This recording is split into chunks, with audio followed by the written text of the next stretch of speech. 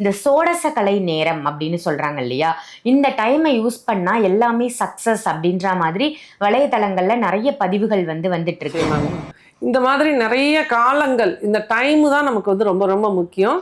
காலம்தான் நம்ம வாழ்க்கையை தீர்மானிக்கிறது. காலம் பொன் போன்றது, காலத்தை தவற விடக்கூடாது. இந்த மாதிரி நம்ம முன்னோர்கள் நிறைய சொல்லியிருக்காங்க. இன்னைக்கு நிறைய விஷயங்கள் புதுமையாக நம்ம பார்க்குறோம். ஏஞ்சல் கார்ட்ஸ் வச்சு ஏஞ்சல் மூலமாக நம்ம வந்து எனர்ஜி ரிசீவ் பண்ணுறது, ஏஞ்சல் மெசேஜ், ஏஞ்சல்ஸ் வந்து நமக்கு என்ன வந்து தகவலை சொல்கிறாங்கன்னு தெரிஞ்சுக்கிறது. அது போலவே ஆகாஷிக் ரெக்கார்டுன்னு சொல்லிட்டு இந்த பிரபஞ்சம் நமக்கு என்ன வழி நடத்துதுங்கிறத தெரிஞ்சுக்கிறது. இந்த மாதிரி நிறைய விஷயங்கள் இன்றைக்கி வந்து சயின்டிஃபிக்காக நிறைய பேர் சொன்னால் கூட நீங்கள் வந்து வச்சுருங்க.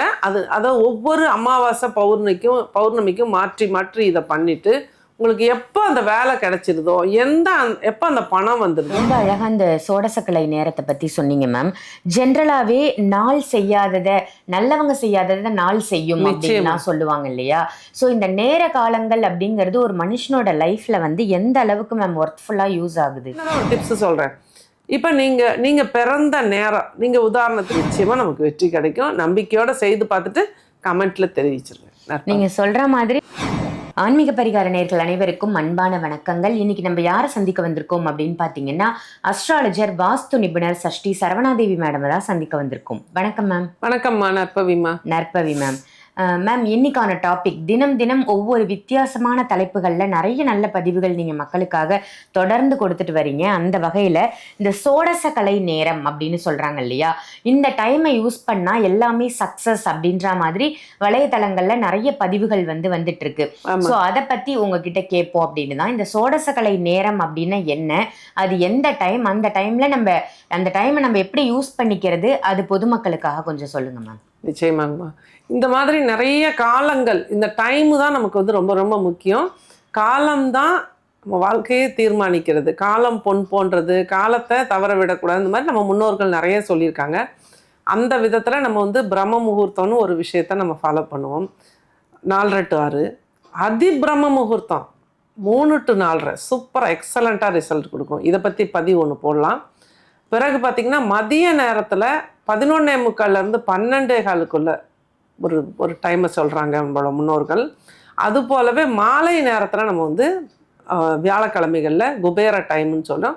5-7 சொல்கிறோம். அதே போல் ஒவ்வொரு ஹோரை சொல்கிறோம், ஒவ்வொரு லக்னம் சொல்கிறோம். இதெல்லாம் இந்தந்த டைமில் இதை செஞ்சால் உங்களுக்கு நல்லது நடக்கும். குளிகை நேரத்தில் இதை பண்ணால் இது நடக்கும். யமகண்ட நேரத்தில் சில வழிபாடுகளை பண்ணால் சக்ஸஸ் ஆகலாம். ராகு காலம்னு சொல்கிறோம். ராகு காலத்தில் ஒரு குறிப்பிட்டான அமிர்த ராகுன்னு ஒரு டைம் இருக்குது. அந்த நேரத்தில் ஒரு விஷயத்தை நீங்கள் செஞ்சிங்கன்னா 100% சக்ஸஸ். இந்த மாதிரி ஏராளமான விஷயங்கள் நம்ம முன்னோர்கள் கொடுத்துருந்தாலும் ஒரு அமாவாசையோ ஒரு பௌர்ணமியோ முடியும் பொழுது, இப்போ உதாரணத்துக்கு 11 மணிக்கு இன்றைக்கி காலையில் முடியுது அப்படின்னா 10 மணிலேருந்து எடுத்துக்கணும். 10 to 11, 11 to 12 இந்த மாதிரி. அது முடிகிற நேரத்துக்கு முன்னாடி 1 மணி நேரம், பின்னாடி 1 மணி நேரம், இந்த 2 மணி நேரத்தில் உங்கள் குலதெய்வத்தை மனசார பிரார்த்தனை பண்ணி. ஏன்னா குலதெய்வம் தான் ஃபஸ்ட்டு ஏஞ்சல். இன்றைக்கி நிறைய விஷயங்கள் புதுமையாக நம்ம பார்க்குறோம். ஏஞ்சல் கார்ட்ஸ் வச்சு ஏஞ்சல் மூலமாக நம்ம வந்து எனர்ஜி ரிசீவ் பண்ணுறது, ஏஞ்சல் மெசேஜ், ஏஞ்சல்ஸ் வந்து நமக்கு என்ன வந்து தகவலை சொல்கிறாங்கன்னு தெரிஞ்சுக்கிறது. அது போலவே ஆகாஷிக் ரெக்கார்டுன்னு சொல்லிட்டு இந்த பிரபஞ்சம் நமக்கு என்ன வழி நடத்துதுங்கிறத தெரிஞ்சுக்கிறது. இந்த மாதிரி நிறைய விஷயங்கள் இன்றைக்கி வந்து சயின்டிஃபிக்காக நிறைய பேர் சொன்னால் கூட ஃபஸ்ட்டு நமக்கு உதவி செய்யக்கூடிய, நம்ம கூடவே வரக்கூடிய, நம்ம மேலே பாசம் வைத்திருக்கக்கூடிய, நம்ம மேலே உரிமை எடுத்து கொடுக்கக்கூடிய ஒரு ஏஞ்சல்னு பார்த்தீங்கன்னா அவர்களுடைய குலதெய்வம்.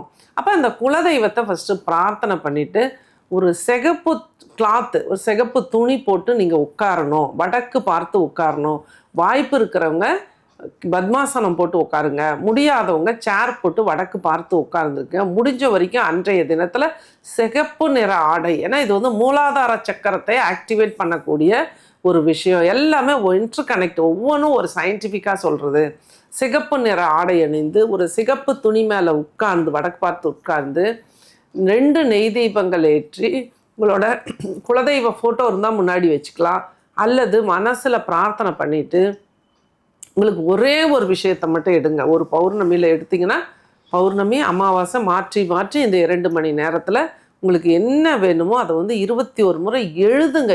எழுதுறது தான் உங்களுக்கு ரிசல்ட் கொடுக்கும். நான் சாண்டிங் பண்ணணும்னு சொல்லிட்டு அதை மனசில் சாண்டிங் பண்ணிவிட்டு கவனத்தை எங்கோ வைக்கும் பொழுது இந்த யூனிவர்ஸ் வந்து நமக்கு வந்து நல்ல பதில் கொடுக்கறது இல்லை. இது என்னோட ஆய்வு. அதனால ஒரு 21 முறை எனக்கு இவ்வளோ தொகை பணம் இந்த டேட்டுக்குள்ளே வேணும், அல்லது எங்களுக்கு ஒரு திருமணம் இந்த டேட்டுக்குள்ளே முடிக்கணும், எனக்கு ஒரு வேலை இந்த டேட்டுக்குள்ளே கிடைக்கணும், இந்த மாதிரி உங்களோட விண்ணப்பத்தை 21 முறை எழுதிட்டு நீங்கள் வந்து வச்சுருங்க.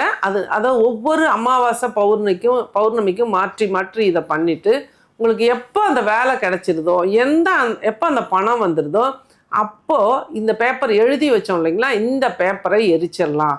எழுதுறது லாங் சைஸ் பிளைன் நோட்புக்கு பச்சை நிற பேனால் எழுதுங்க. இது வந்து பல மாற்றங்களை உங்கள் வாழ்க்கையில் கொடுக்கும். அதனால் இந்த நேரத்தில் வந்து நீங்கள் வந்து அதாவது அமாவாசை அல்லது பௌர்ணமி முடியறதுக்கு முன்னாடி 1 மணி நேரம், முடிந்த பிறகு 1 மணி நேரத்தில், இந்த நேரத்தில் நீங்கள் வந்து சில விஷயங்களை முன்னோக்கி எடுத்து மனசில் பதிய வைத்து எழுதும் பொழுது 100% வந்து உங்களுக்கு சக்ஸஸ் கிடைக்கும்.